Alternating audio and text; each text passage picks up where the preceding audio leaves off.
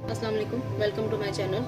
आज हम बना रहे हैं चिकन टिक्का। उसके लिए हमें चाहिए boneless chicken 1 kg, 2 tablespoon garlic mince, 4 tablespoon chicken tikka masala powder, 2 tablespoon lemon juice, 1.5 teaspoon red chilli powder, 1 teaspoon salt, 1 teaspoon garam masala powder, 1 teaspoon coriander powder and 1 teaspoon curry powder, 2 tablespoon yogurt. इन तमाम चीज़ों को हम चिकन पर लगाते हैं। तो हमने चिकन में तमाम चीज़ें मिक्स कर ली।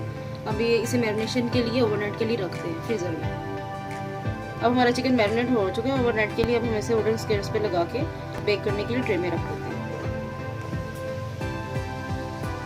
ये चिकन स्क्वेयर्स पे लग चुके हैं। अब इसे ऑयल से हम ब्रश करते हैं।